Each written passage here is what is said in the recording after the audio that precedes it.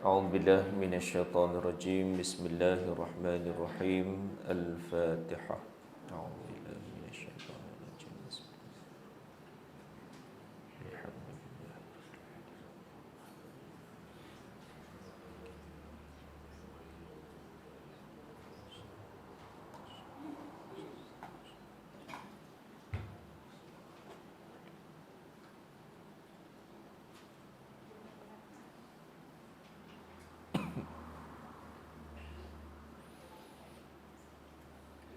أعوذ بالله من الشيطان الرجيم بسم الله الرحمن الرحيم الحمد لله الذي أرسل رسوله بالهدى ودين الحق ليظهره على الدين كله ولو كره الكافرون أشهد أن لا إله إلا الله وحده لا شريك له ونشهد أن سيدنا محمدا عبده ورسوله اللهم صل وسلم وبارك على سيدنا محمد وعلى آله وصحبه ومن تبعهم بإحسان إلى يوم الدين قالوا سبحانك لا علم لنا إلا ما علمتنا إنك أنت العليم الحكيم وقال رب اشرح لي صدري ويسر لي أمري واحلل عقدة من لساني يفقه قولي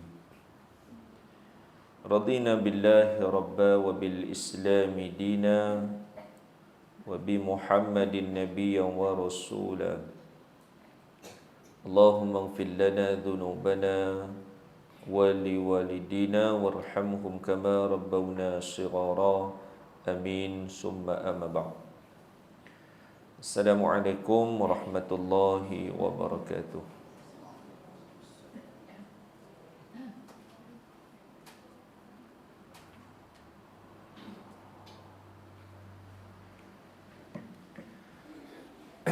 Muslimin, muslimat dirahmati Allah Subhanahu wa taala. Alhamdulillah, pertama sekali kita manjat seni syukur kehadrat Allah Subhanahu wa taala dapat sama-sama hadir pada pagi ini dalam majlis ilmu, berniat i'tikaf dalam masjid ini. Mudah-mudahan rahmati juga berkati oleh Allah Subhanahu wa taala insya-Allah. Baik, kita sambung dalam kitab Ushul Tauhid muka surat 12 ya. Tidak. Muka surat 12. Bagi sampai mana nanti itu?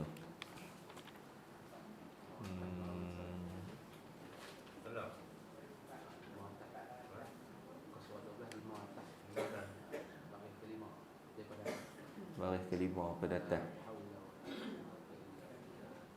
Oh, sini. Baris kelima daripada atas.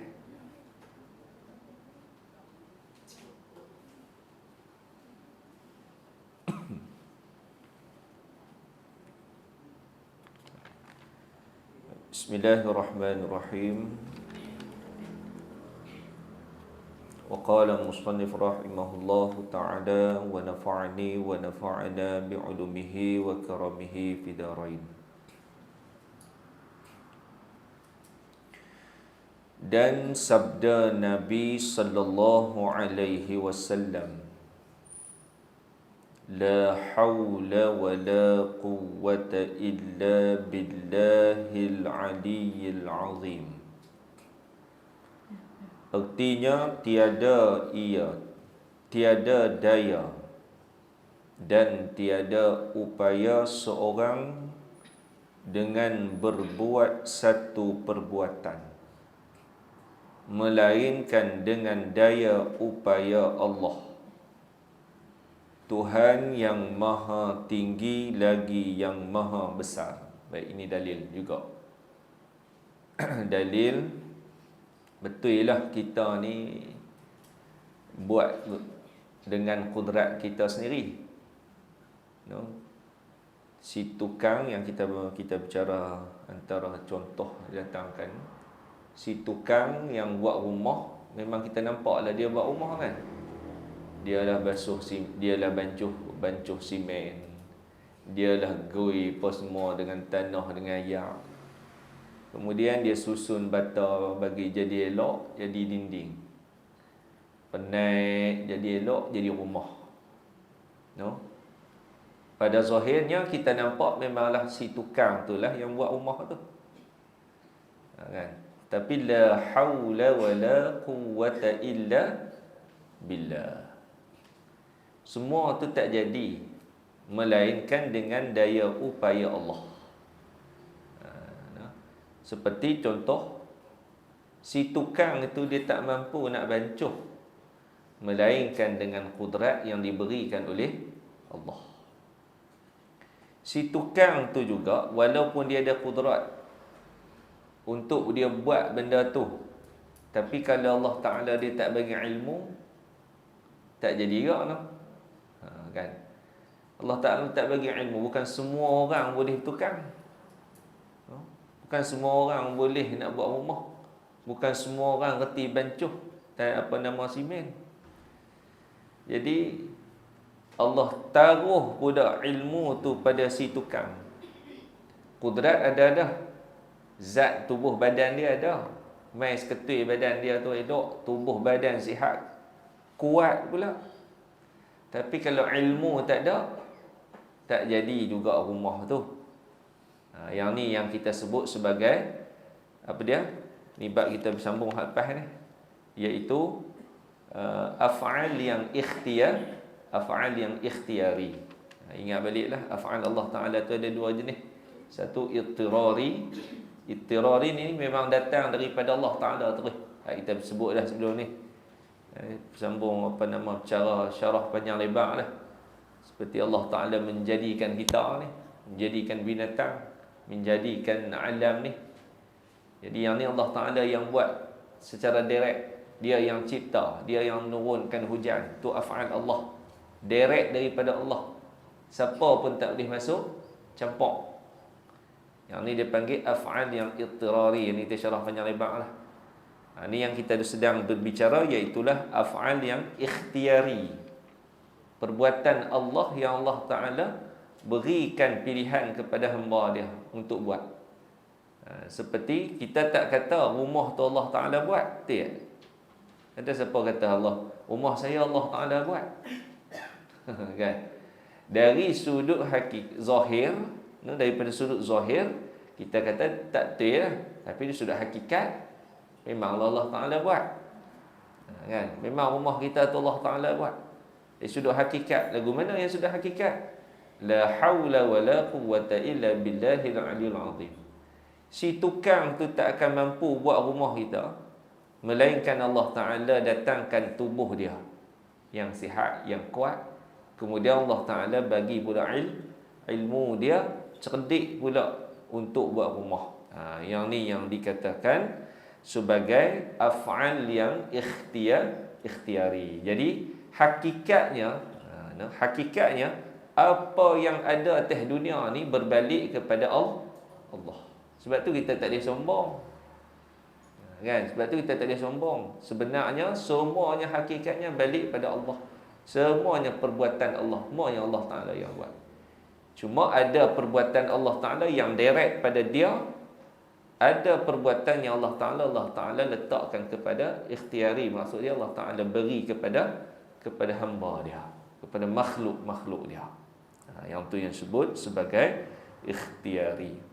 Jadi bila kita mengaji lagu ni, faham lagu ni, barulah menambahkan ilmu yang mendatangkan iman. Yang ni yang ilmu yang mendatangkan iman. Sebab tu lah agama menyuruh kita supaya belajar tentang ilmu. Dan ilmu hak utama-tama yang kita kena mengaji adalah ilmu tauhid. Supaya kita kenal Allah Subhanahu wa Ta'ala. Bila kita faham lagu tu, hang rumah hang besar lagu mana pun, hang tak boleh hina rumah orang hak yang lekeh. Kenapa? Semuanya berbalik pada Allah. Kalau bukan ke atas kehendak dia, kalau bukan atas kudrat dia, maka kita tak dapat nikmat yang Allah Ta'ala bagi pada kita, yang kita duk nikmat, yang kita dapat sehingga hari ini. Baik. Jadi itu yang kita duk sebut tu la haula wala quwwata illa billah. Apa hak berlaku keadaan teh dunia ni semua balik pada Allah. Tak ada kudrat naknya kita ni. Kan? Kalau Allah Taala dia tak bagi, tak ada kudrat. Yang kita mampu, yang kita buat. Baik, kemudian. Dan lagi pula, jikalau si Zaid yang berbuat itu rumah pada hakikatnya, nescaya mengetahui ia akan qadar masa tahan itu rumah dan dengan apa bala yang jadi binasanya. Kalaulah hakikatnya rumah ni, kita kata hakikat rumah ni, pasal tuan kita datangkan tentang rumah supaya kita ambil faham senang, pasal dekat dengan kita. Rumah ni zahirnya kita kata si Zaid buat. Hakikatnya dari sudut ilmu agama, hakikatnya adalah Allah. Tu faham gitu no? Tapi kalaulah kita kata dak, hakikatnya si Zaid tu yang buat rumah. Hakikatnya memang si Zaid tak ada kena mengena dengan Allah Taala. Tak ada kena mengena dengan Tuhan. Kalaulah kita berpendirian ataupun beriktikad yang sedemikian, maka sudah semestinya si Zaid ni dia tahu semuanya. Kalau dia tahu lah hakikat, kalau kita kata hakikatnya rumah ni si Zaid yang buat, sudah semestinya si Zaid ni dia tahu segala-galanya. Rumah ni boleh tahan lama mana? Kan? Rumah ni boleh rosak waktu bila? Dan rumah ni dia boleh tahan tak kalau mai satu bencana yang besar? Kalau mai gempa, tempat kita tak laku gempa, kalau dia mai sekali, wa'iyadzubillah. Kalau mai sekali, habis semua ni. Kan? Jadi kalau dah si Zaid tu hakikatnya dia tahu, maka dia tahu, sudah semestinya dia tahu. Dia boleh explain, kontraktor tu dia boleh habaq kat kita. Ni rumah tuan ni boleh tahan takat ni. Boleh tahan takat ni. Ni masa ni, tarikh yang demikian ni nak mai binasa ni. Maknanya dia bukan takat bagi kunci je kat kita. Bahkan dia cerita sampai sedetail-detailnya. Kalau dah sekiranya kita kata hakikatnya rumah itu si Zaid yang buat. Tetapi hakikatnya kita katakan hakikatnya rumah itu bukanlah si Zaid yang buat. Zahir saja kita nampak Zaid yang buat. Tetapi hakikatnya adalah Allah, kerana si Zaid itu tidak mengetahui kadar rumah tu boleh tahan lagu mana. No rumah kayu hak duk ada noh. Kan rumah kayu hak duk ada tu zaman Tok Wan tu. Masa tukang hak buat rumah kayu tu dia bukan beritahu sampai 2024 rumah tu duk tahan lagi. Dia bukan beritahu. Kan? Dia tak tahu. Tapi dia hanya zahir saja dia buat. Bila nak binasa rumah tu dengan kayu yang dia pasang, yang dia susun, yang dia bina, dia tak tahu, melainkan hanyalah dia hanya faham rumah dah siap. Kan? Adapun hakikat hanyalah milik Allah. Jadi dari sudut kepahaman kita ilmu tauhid, maka kita katakan bukan si Zaid, kita katakan hakikatnya adalah Allah. Dan siapa mendapat itu rumah, kemudian daripada matinya, bila rumah ni dah siap, tuan rumah dapat, kemudian bila mati, bila tuan rumah ni duduk dah, dia pun tak tahu. Lepas dia mati, rumah dia tu binasa ke, ataupun elok ke, ataupun ada siapa pula yang waris. Ni nahabaknya kata, hakikatnya bukan si Zaid, bukan si tukang tu tahu, dia hanya buat rumah kan.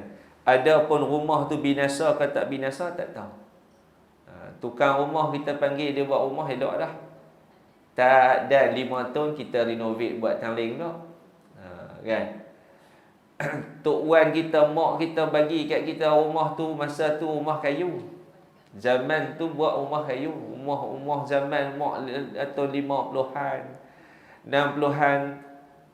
Masa kita duduk dengan mak ayah tu rumah kayu. Mai zaman kita ubah pula dah jadi batu. Jadi batu. Jadi tak tahu, si Z tu tak tahu takat mana rumah yang dia buat tu boleh bertahan. No, siapa nak milik pula lepas tu pun tak tahu juga. Ni nak habaknya kata, bukanlah pada semuanya itu diketahui oleh si Zaid. Dia hanya buat rumah je. Ni yang kita katakan af'al. Adapun af'al Allah Ta'ala ni, dia bukan hanya sekadar bila dia buat sesuatu. Seperti kita tengok, seperti kita bandingkan dengan af'al yang ittirari. Af'al ittirari tak ada siapa masuk campur. Memang direct Allah Ta'ala. Contohnya, Allah Ta'ala cipta kita. Allah Ta'ala cipta manusia kita ni, dia tahu bukan takat kita ni dia buat daripada apa, duduk tang mana dia lah letak dah, hidup dia lama mana dia dah letak dah, dia ni kaya ke miskin dia letak dah, dia ni hidup dia tang mana, mati dia tang mana. Semua Allah Ta'ala tok dia siap dah. Bila jadi kita, dia cipta kita jadi seketui mai atas dunia ni, dia tahu dah kita ni duduk dalam rahim siapa, semua dia tok. No? Mati tang mana, walaupun walaupun masa dia lahir tu dia mai duduk kat matang riang, tapi mati tang lain. Kan? Semua tu dia susun siap dah. No? Semua dia susun siap dah. Daripada A sampai Z. Maknanya af'al Allah Ta'ala bila dia buat tu daripada A sampai Z. Adapun yang ikhtiari bila dia bagi pada makhluk dia, hamba dia buat. Si tukang ni dia buat rumah, dia buat takat buat rumah saja. Dia tak tahu sampai bagian-bagian sampai bagian-bagian. Rumah hang ni tahun 2028 ni habis tak ada dah runtuh. Tak tahu. Dia tak habaq itu.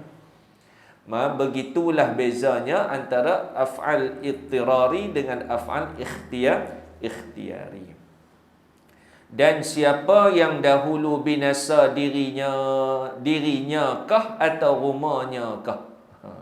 Siapa dulu? Rumah kah binasa dulu? Kita kah binasa dulu? Duk nampak kita mati dulu. Kan? Rumah duk elok gitu ya. Kan? Jadi tak ada siapa yang tahu dahulu binasa daripadanya. Padahal si Zaid tiada mengetahui ia. Zaid ni contoh hari tuan-tuan duk ni pula, no? Zaid tu contoh tuan kita datang, dia ni seperti orang tukang yang buat rumah. Ni contoh tuan kita bawa datang tentang buat rumah.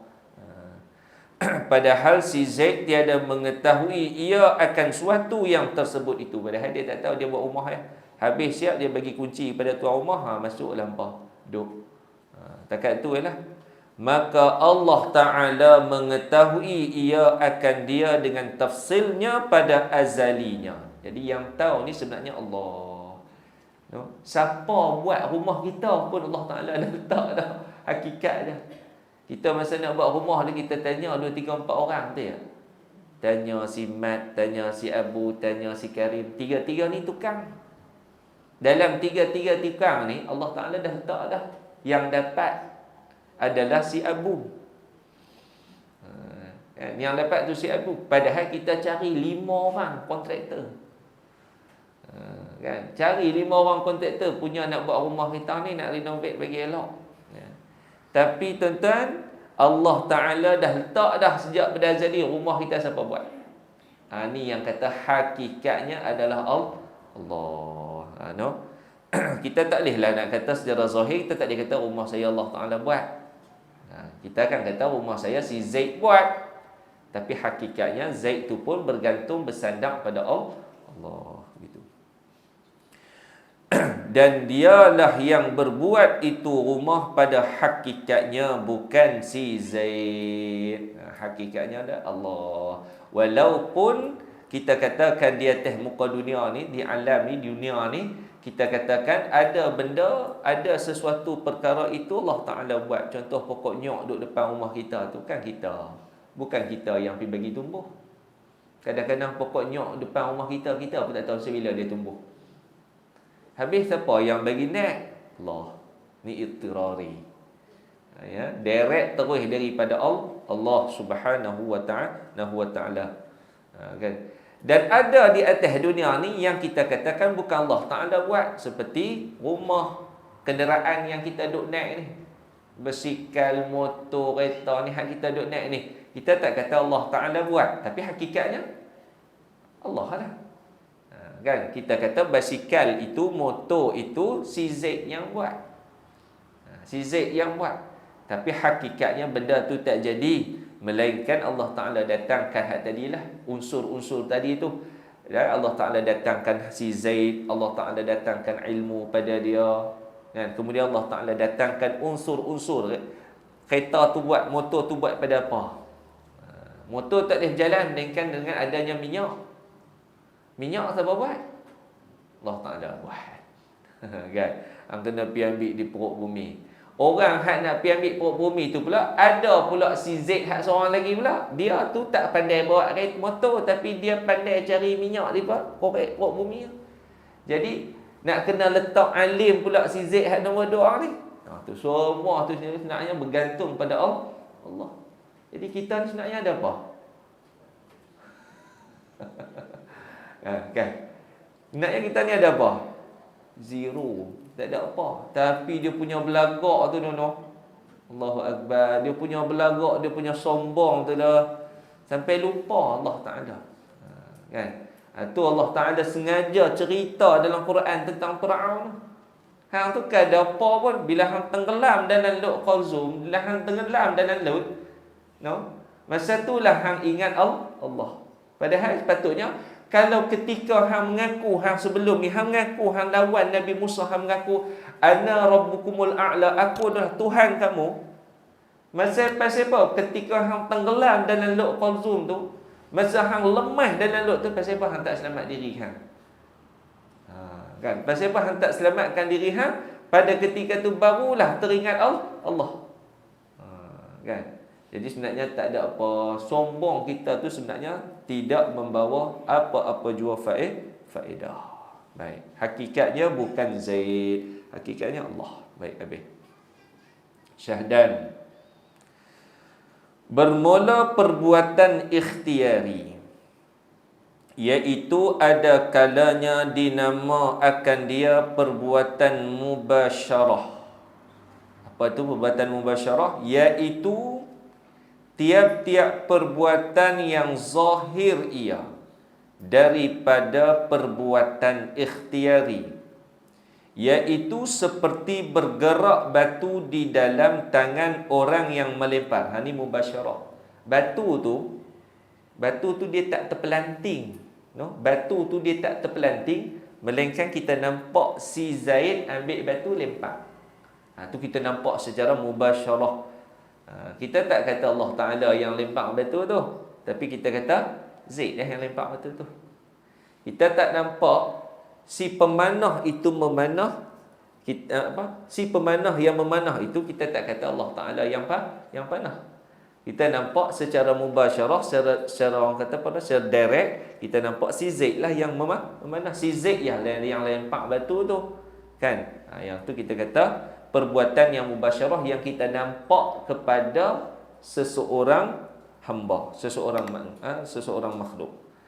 Jadi bergerak batu di dalam tangan orang yang melempar, dan bergerak bijana air pada tangan orang yang mengangkat air. Air ni botol ni. Botol ni kalau tak ada siapa angkat, dia duduk dalam situ. Tapi ada orang angkat ni. Ada orang angkat. Jadi tuan-tuan tak boleh lah kata Allah Ta'ala angkat ni. Hampa tak nampak botol ni terangkat Allah Ta'ala? Tak boleh. Dia kata itu kan. Secara mubasyarah tuan-tuan nampak saya lah angkat. Secara zahirnya tuan-tuan nampak saya angkat. Tapi tak terangkat benda ni kalau tak ada saya. Kalau tak ada saya. Ataupun tak terangkat benda ni kalau saya tak ada kudrat tangan nak pergi angkat dia, tak terangkat. Jadi tuan-tuan nampak saya angkat ni, mubasyarah. Jadi benda ni kita sebut sebagai perbuatan yang ikhtiari.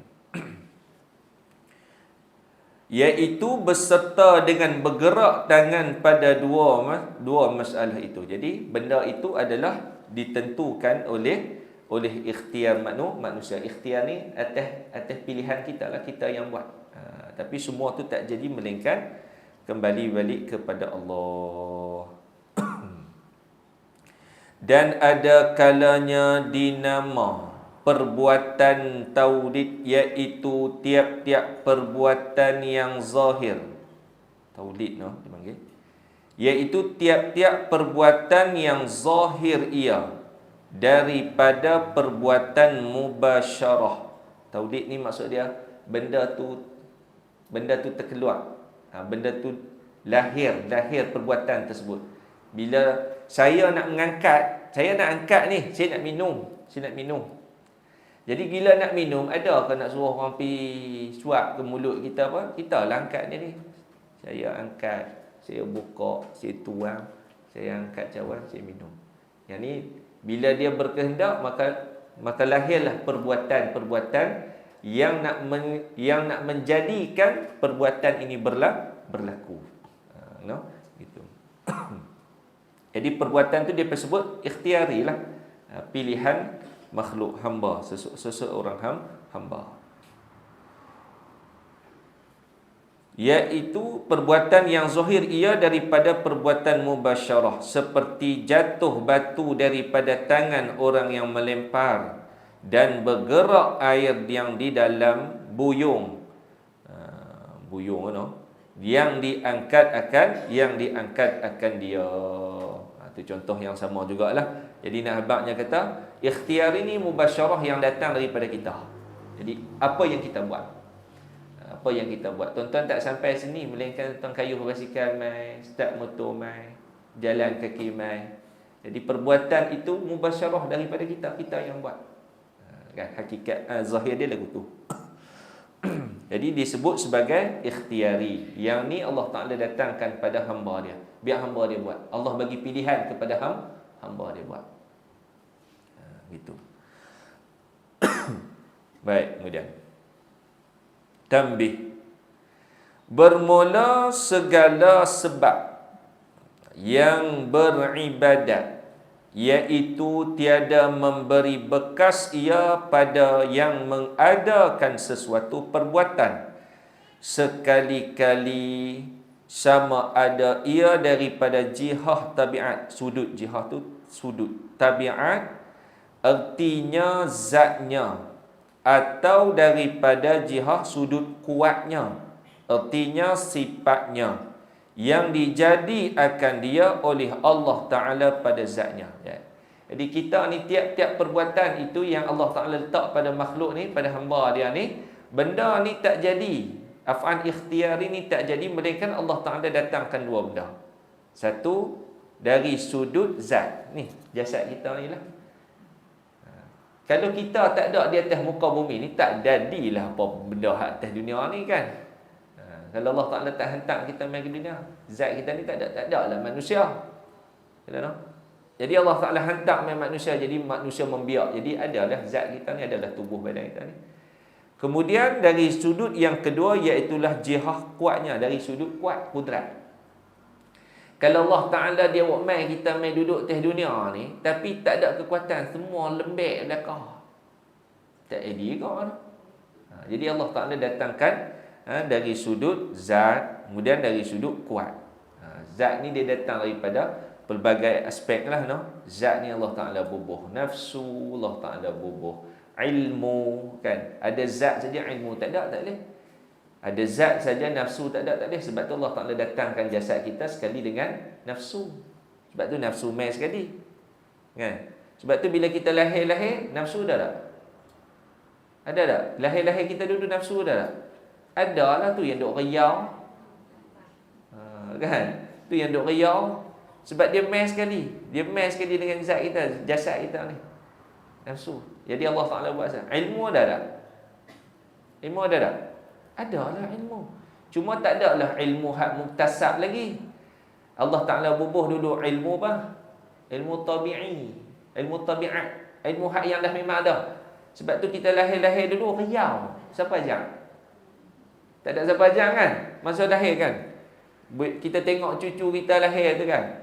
Anak kita lahir, cucu tu lahir riau. Ada siapa ajak? Doktor ajak? Tak kan? Dia riau. Riau tu ilmu. Dia panggil ilmu tabiat. Ilmu hak yang Allah Ta'ala bubuh siap dah. Jadi zat tu dia datang dengan ilmu tabiat. Zat tu dia datang ni, jasad kita ni, tubuh badan kita ni dia main dengan ilmu tabiat. Jasad kita dia main dengan nafsu. Nafsu ni tak perlu diajar, Allah Ta'ala dah bubuh dah, buat main sekali. Sebab tu bila kita lahir dia riau tu lah. Pasal apa? Saya dia lapar, dia nafsu nak makan. Dia nafsu nak minum. Tu nafsu dah tu. Kan? Kemudian dia riau tu ilmu. Ada saya tengok satu video orang putih ni, kalau dia kaji sungguh tau. Dia kaji budak riau. Nak tengok tak video tu tuan? Dia kaji budak riau. Bunyi pasal apa? Bunyi pasal apa? Rupanya kita tak tahu. Kita duk ingat budak tu kira lapak. Padahal dia bunyi lagu ni, dia sakit perut. Kita duk kira sumbat susu kan. Kan? Dia kaji rupanya. Kan? Sebab tu kita tengok budak-budak ni dia ada 5-6 jenis bunyi dia. Rupanya bukan semua bunyi tu dia lapak susu. Kita ni kira lapak susu kan. Sumbat bubuh. Kan? Kira lapak susu kan. Ada rupanya kaji, hak yang ni dia sakit perut. Hak yang ni dia memang dia dapat. Hak ni dia pasal apa nama? Ada 7-8 kok dia pun kaji. Hak yang ni hak pasal apa nama? Dia mengantuk. Macam-macam. Rupanya ilmu tu. Ilmu lah yang ada kat budak tu. Dia macam mana dia boleh bunyi dengan keadaan yang dengan bentuk yang berbeza. Ni ilmu tabiat. Ilmu yang Allah Ta'ala dah bagi dah pada kita masa kecil. Cuma ilmu muktasab tak ada lah. Ilmu muktasab, ilmu yang kena cari ni. Macam ni ilmu kena cari. Kalau tak mengaji, dia bodoh itu gak. Kan? Dia tak erti, tak cerdik gak. Yang ni dia panggil ilmu muktasab. Ilmu ni dia kena carilah. Makin membesar, makin kena cari ilmu. Makin membesar, makin kena cari ilmu. Sebab tu dah sampai dah pencen lagu ni pun duk menadah kitab ni. Apa?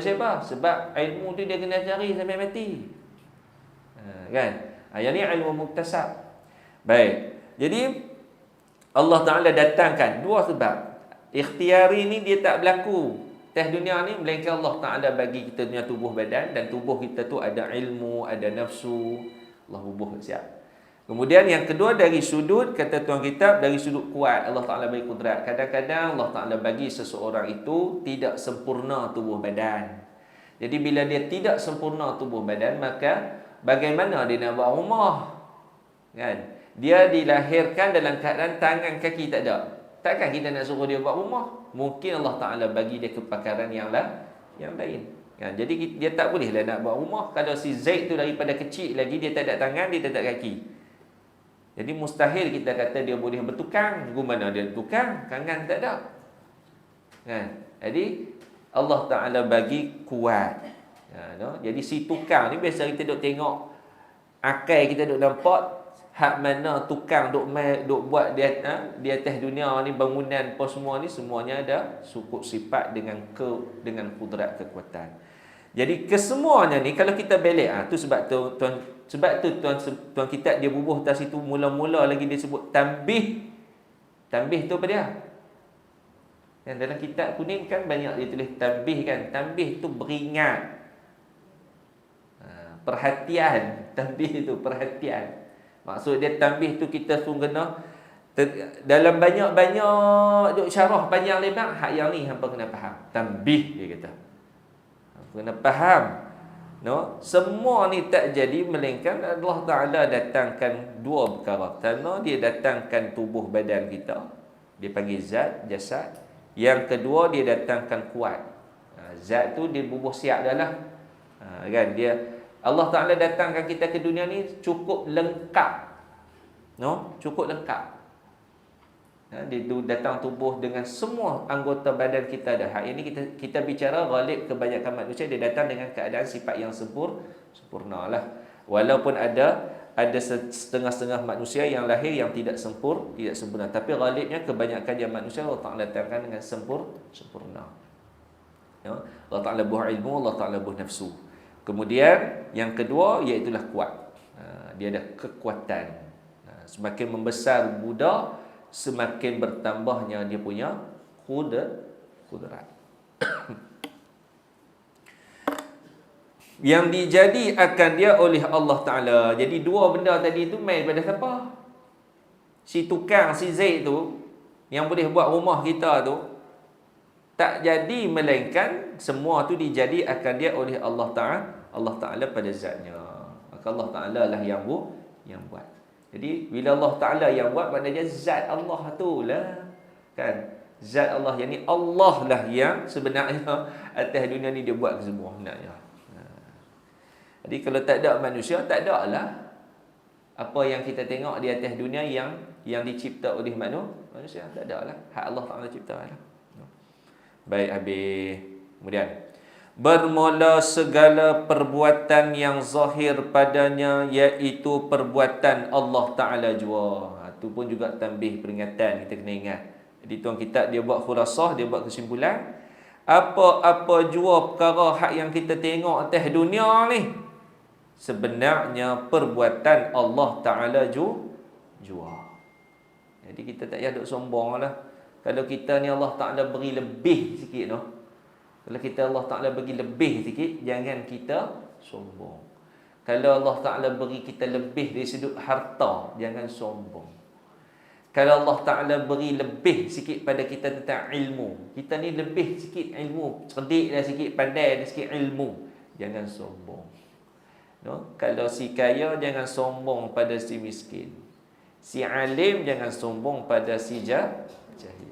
Naknya semua tu datang daripada Allah. Tak ada apa pun sebenarnya kita ni. Yang di zahir, walaupun sebenarnya semua tu datang daripada Allah, tapi Allah Ta'ala tu dia jadikan lagu mana? Yang di zahir akan dia pada sisi ijab. Ada tu, tak nampak. Dia tu ni. Asbab. Tak nampak no? Pada sisi pada sisi itu asbab. Allah Ta'ala datangkan asbab lah. Asbab tu kita lah. Tak jadinya rumah, melainkan ada asbab yang Allah Ta'ala buat, iaitulah manusia no? Baik, jadi itulah yang Allah Ta'ala zahirkan. Allah Ta'ala bagi kepada hamba-hamba dia juga melakukannya. Bermula misal yang demikian. Tuan kita datang lagi misal, iaitu seperti menjadi Allah Ta'ala akan api dan dijadi akan kuat. Tadi tuan kita datangkan dari contoh manusia. Yang ni kalau kita tengok di contoh makhluk-makhluk yang lain seperti api. Api ni makhluk Allah Ta'ala lah juga kan. Biasanya apa yang kita faham tentang api? Sifat dia lah kan. Jadi sifat dia apa dia? Membakar. Kan? Sifat dia membakar. No? Baik, kita tengok. Kita faham sifat api tu bakar. Tidak? Kita faham dah. Semua orang tahu. Tanya budak-budak pun dia tahu. Api tu dia buat apa? Dia bakar. Api tu dia membakar. Baik, kita tengok. Seperti Allah menjadi Allah Ta'ala akan api dan dijadi akan kuat, dan Allah Ta'ala jadikan sifat api tu kuat. Maksudnya dia membakar. Kuat lah no? Walaupun kecil, api kecil tu gurih. Tahu tak gurih? Lah ni budak lah tak tahu sebut gurih. Gurih kan. Lepas duk petik api kan, ni gurih. Saya anak kan, suruh pergi beli gurih, apa dia gurih. Ada yang kata hang duk tok berin ni pun. Kan? Kan? Gurih. Apa namanya, kecil je pun dia duduk tang situ. Tapi bara yang duduk dekat bulat itu pun kalau kena sakit kan no? Rasa kan? Tu nak abang kata kuat. Api tu sifat yang Allah Ta'ala letak pada api tu. Apa namanya? Dijadi akan kuat. Artinya sifatnya juga yang kita faham, sifatnya juga adalah menghanguskan. Kalau dia membakar, dia menghanguskan. Kan? Jadi gurih tu, kayu batang dia tu bila kita gurih saja dia jadi, bila terbakar jadi tinggal batang ke jadi abu, hangus. Kan? Itu sifat dia pada zat api. Pada zat api tu, pada ain api, pada benda api tu lah yang kita faham api itu lah sifat dia. Dia membakar, kuat. Kan? Maka apabila berkehendak Allah Ta'ala hendak menzahir akan kejadian hangus pada suatu, maka dijadi bersentuh dengan zat api pada masa dan tempat, yang dikehendaki akan dia jadi hangus. Jadi bila Allah Ta'ala berkehendak nak menjadikan sesuatu itu hangus, maka sudah kita terbayang dah api dah kan. Kita bayang dah api lah. Apilah yang menghanguskan. Contoh kita berjalan dalam kampung, tiba-tiba kita nampak lah ada rumah terbakar 2, 3, 4 hari lepas. Takkan kita kata ayak yang menghanguskan? Mustahil. Kita akan kata api lah. Walaupun kita tak tengok pun api tu bakar kemarin. Tapi bila kita tengok kayu-kayu semua hangus, bakar jadi abu, sudah mestinya kita dah kata api. Kan? Kita kata api lah kan? Sebab Allah Ta'ala jadikan api tu sifat dia lagu tu. Sifat dia tu membakar, sifat dia tu kuat, menghanguskan. Kalau kena dia, menghanguskan. Jadi, bila Allah berkehendak nak menghanguskan sesuatu, kayu ke, sampah ke, maka Allah Ta'ala datangkan api. Allah Ta'ala akan Allah Ta'ala datangkan api. Api itu sifat dia tadi tu. Maka jadi hangus dah. Jadilah hangus. Sifat zahir dia lagu tu Allah Ta'ala jadikan. Maka jadilah suatu itu hangus pada ketika itu dengan berkehendak Allah Ta'ala, dengan berkehendak Allah Ta'ala. Tu tuan kita sebut tu, dengan berkehendak Allah Ta'ala. Benda tu tak hangus, melainkan walaupun api datang. Walaupun api datang, tapi kalau tidak disandarkan kepada kehendak Allah, hangus tak? Hangus tak?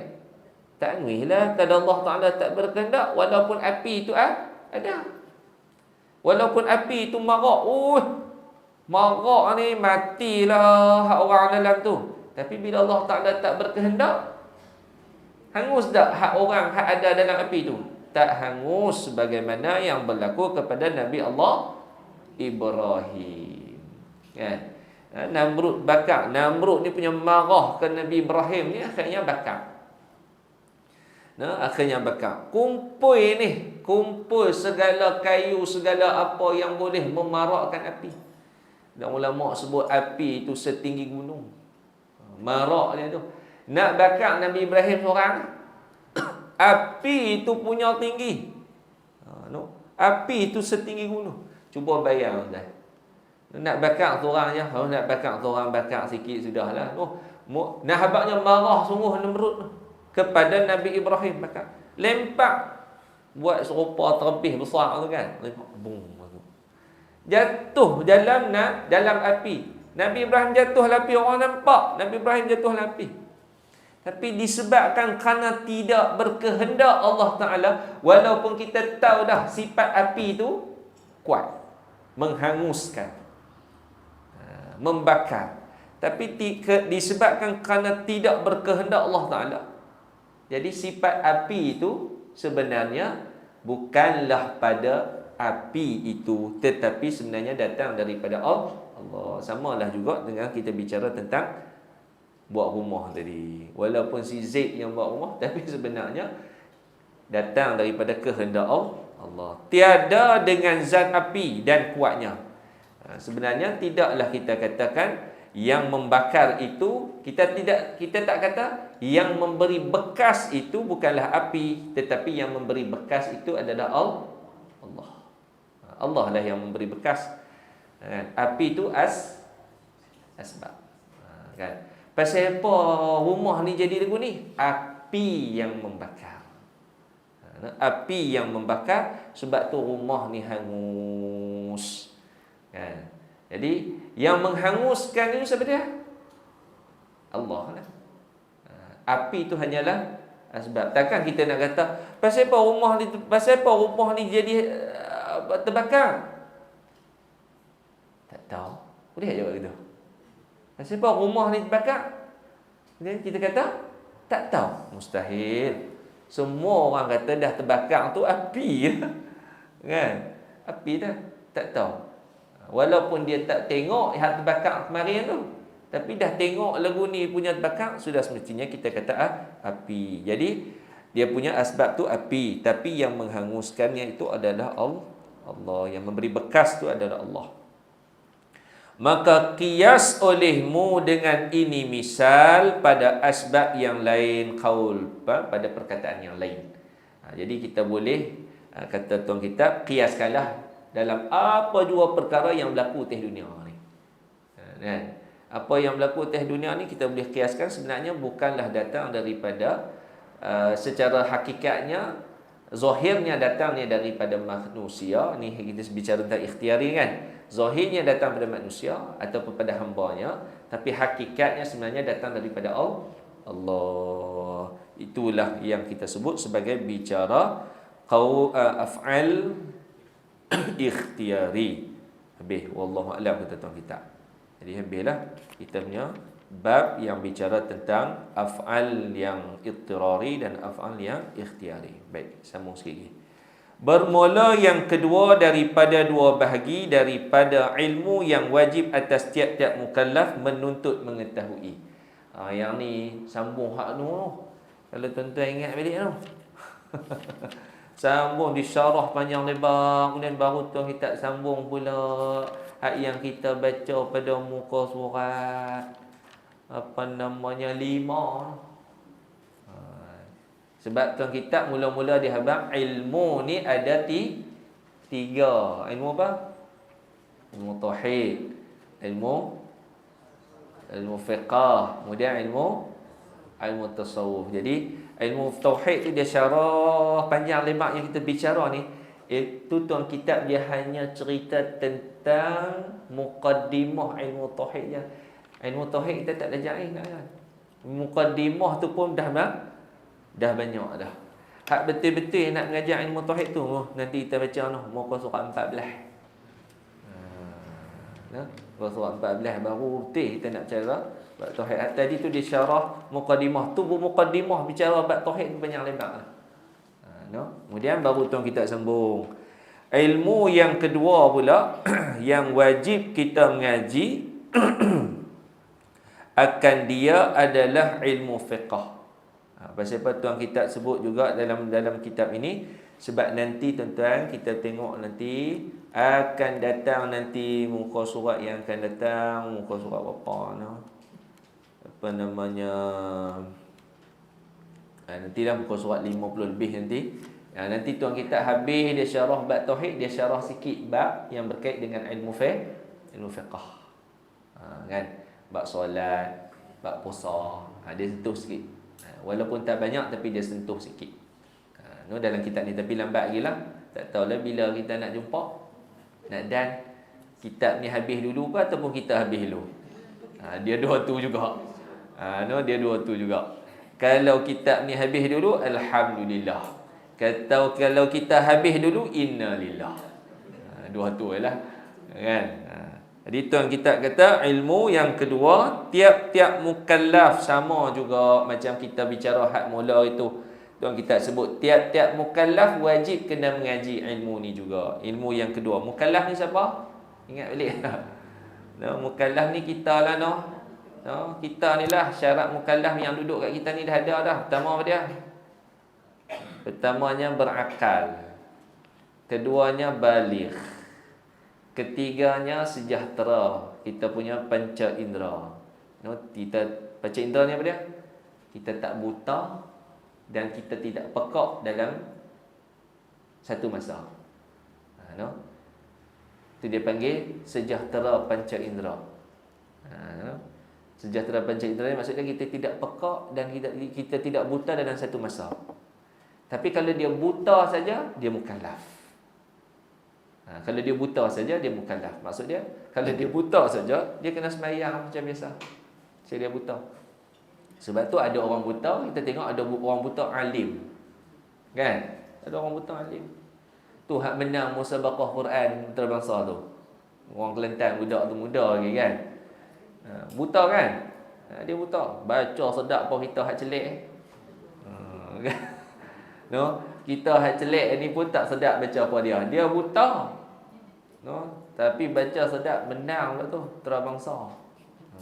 Dah dia buta, mukallaf.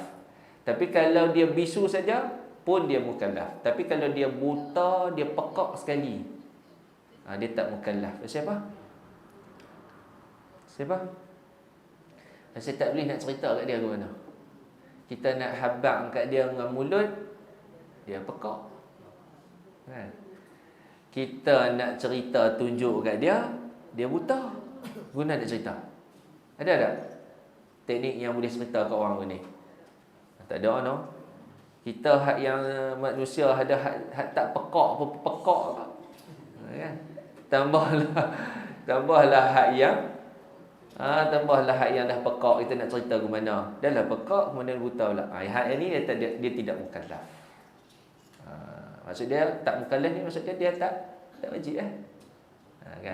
Yang keempat, sampai Islam di tempat-tempat tersebut.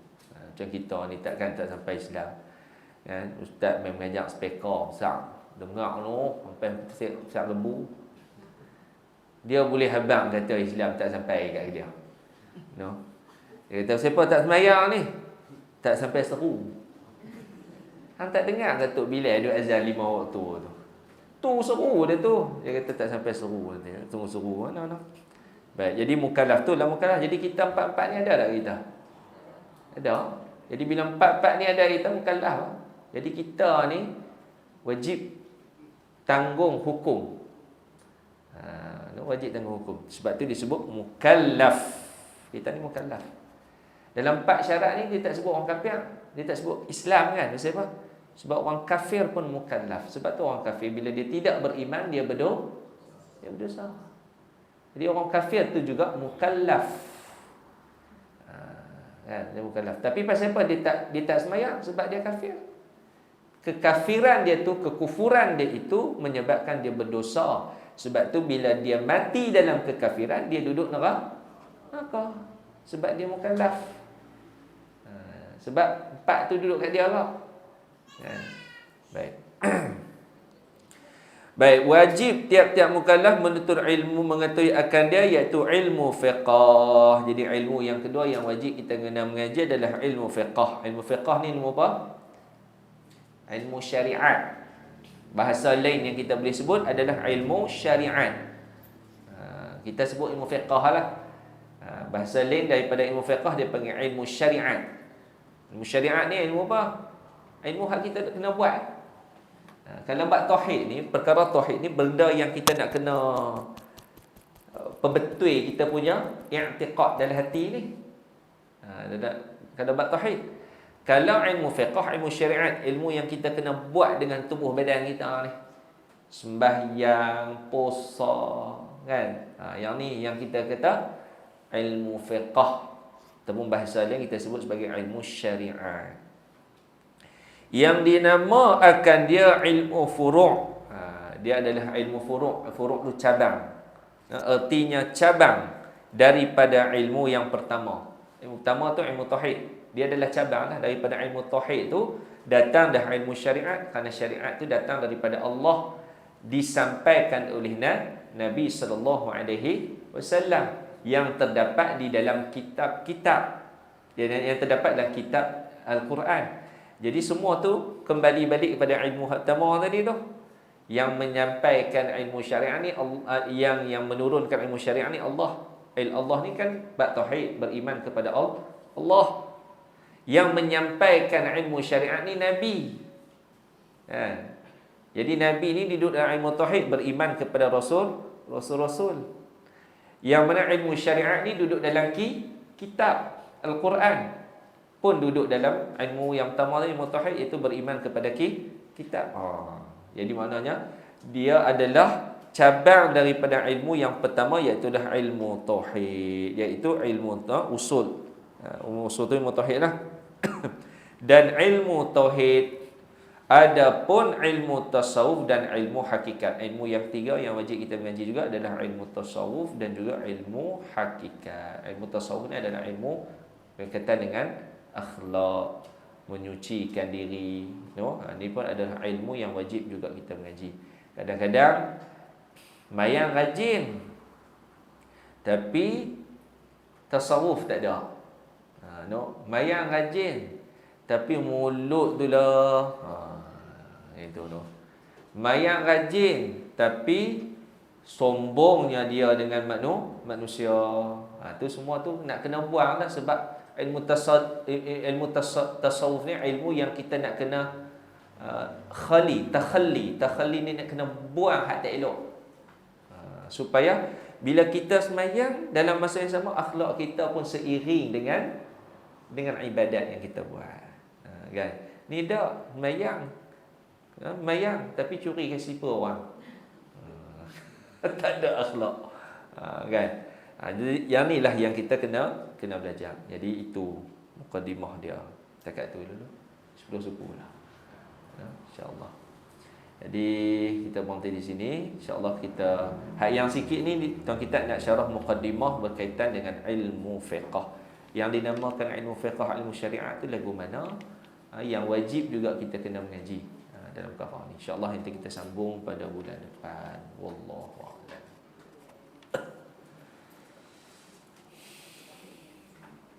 Tanda atas kali.